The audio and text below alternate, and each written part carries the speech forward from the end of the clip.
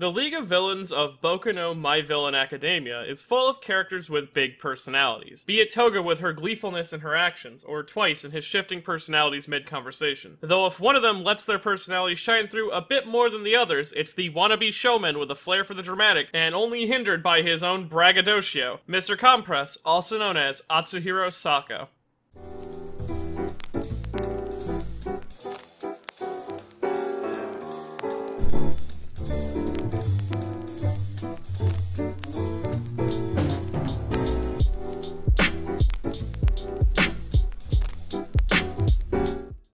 Atsuhiro Saga, or Mr.Compress, is the masked magician of the League of Villains, who earned his place among their ranks due to his performance during the Vanguard Action Squad attack, when he was the linchpin in Bakugo's own kidnapping. And from that point on, he seems to be a staple of the gang, trying his best to act as a mentor for the younger-minded members like Toga or Twice, though before we get too into that, we should understand the meaning behind his name and design. Atsuhiro Saga is a name that's much simpler than a lot of the names we see normally in Hiroaka, as it is very straightforward with its meaning. You see, the kanji, when broken down, basically means to press or force a large or vast object with pressure, or basically to squeeze something smaller with pressure, aka to compress something, which obviously is the origin for his villain name Mr.Compress and his quirk Compress. Compress is an extraordinarily powerful contact-based emitter quirk, which Mr.Compress is able to compress a target into a marble-sized shape. All he has to do is touch the target, and then with a subtle swipe of his hand, he can turn them into a marble-sized ball. This compression effect is instantaneous and entraps a target into sort of a spatial void and eliminates them from a fight completely, allowing him to end one-on-ones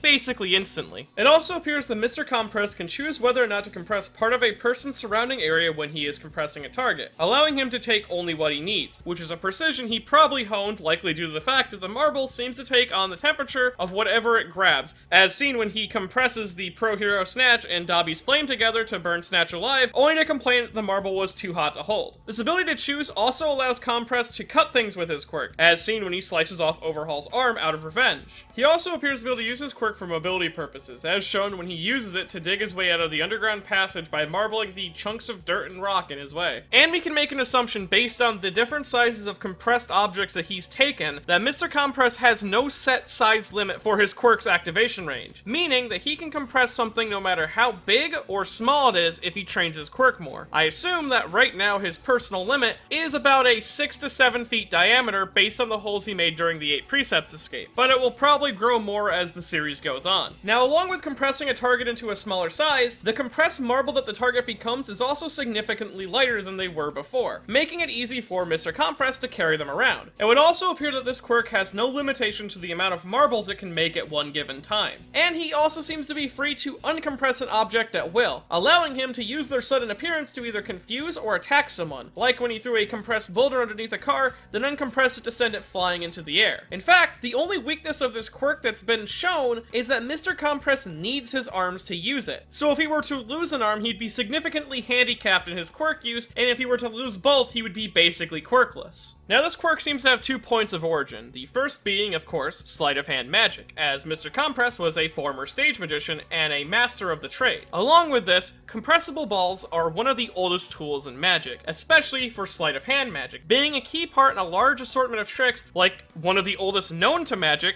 that being the cups and balls. Along with this, Mr.Compress requiring his arms to use his quirk is in reference to the fact that both his touch-based quirk activation requirement and a magician's most useful tool being their own hands, as without them, they lose a lot of their ability to palm and hide things up their sleeves. Not saying it's impossible, but it becomes a lot more difficult. Now, along with his quirk's inspiration, Mr.Compress's design seems to be inspired by that of Rorschach from the Watchmen comic series, with a hat, trench coat, and a constantly shifting mask, which also appears like all of his masks have some sort of meaning to them to some degree. So, like a Rorschach test, I'm going to try to describe what I think they all mean. First, of course, you have his debut mask, which is shaped a lot like a smug and happy face, which shows off Mr.Compress's confidence in himself. Though this mask ends up being destroyed by Aoyama, causing him to change into a different mask the next time we see him. And this mask seems to represent that of prison bars, given he wears it after they successfully kidnap and imprison Bakugo, so it kinda makes sense thematically. Also, it's the mask he wears while they escape imprisonment, though the next time we see him, he's changed to another one with a massive eye in the middle of it. And this is the mask that he wears when Overhaul comes to talk business with Shiggy Diggy in the League of Big Bad Thingy-Majiggies, possibly as a way of saying that I'm watching you, since the mask gives off an aura of a magical all-seeing eye of sorts. Though, once he loses his arm in an encounter with Overhaul, he changes his mask to best represent his depressive state, since, without one of his arms, he's lost half of his ability. Though once his chance for revenge comes, he changes his mask again, to that of a simpler and cleaner blank white mask with just 2 eye holes, which is likely a reference to his fresh new start at life, given it's a mask that he wears when he's taking out his revenge, but he also wears it the same chapter that he reveals that he has a new prosthetic arm, to replace the one that Overhaul took from him. Though from this point on, his masks get simpler and simpler, likely due to Garen's disappearance and the League's lack of funds. And it gets so simple to the point that he starts wearing a mask that is totally blank, telling me that up to this point, he hasn't been the one actually making the masks, more so getting them from his broker. Though we do see him modify one of his masks when things get desperate, changing his fresh new start mask to that of one with an eye patch now, representing the fact that he will only be half as useful during this entire arc. Because during the arc that he wears the mask, he is without his prosthetic completely, because the League doesn't have enough money to afford its repairs. Along with being a nice metaphor for the fact that the League of Villains are so desperate during this arc for money that they are literally recycling old tools. Though, once the League does overcome the Metahuman Liberation Army, he and his crew get a lot of financial support. So he's not only able to afford the repair for his prosthetic arm, but he also returns to wearing the mask that he debuted in, that smug and happy mask that gives off a confident aura, showing us that he is in a much more confident and better state of mind. Now, there's only one other influence I can think that possibly affected Mr.Compress, and that is, to a degree, Okuyasu's The Hand from JoJo's Bizarre Adventure Part 4 Diamond is Unbreakable. Where they aren't exactly the same power-wise, they do have some similarities, as they both require their arms to be effective, they both have an ability to slice and cut by sending something somewhere else, and finally, in the compressed state, it appears like the individual is sent to this little pocket void that it creates, similar to the place that the hand sends things. The major difference is that Compress wound up into the hands of a confident individual like Mr.Compress, who tries to act as a voice of reason among the League of Villains, giving out advice and answers to the younger members of the League like Toga. He also seems to deeply care about his comrades like Big Sis Magna, who, after she was attacked by Overhaul, he jumped in instantly to attempt to get revenge, losing his arm in the process. He also seems to be the most willing to help out when his friends are in danger, shown with how quick his Twice clones are ready to work compared to the other clones, even knowing that helping out will most likely lead to their own death. Though if there was one major flaw in Mr.Compress's actions, it's that his showman nature sometimes shines through more than it needs to, as Mr.Compress sometimes unnecessarily makes a big show out of most of his performances, calling attention to himself for unnecessary reasons outside of bragging to his audience. As seen best when he calls attention to himself after stealing Bakugo and Tokoyami. Even though he didn't need to, and most of the students didn't even notice him before he did the call out, he did it anyways, almost as if he wanted to brag to the students that he was better than them. And this braggadocio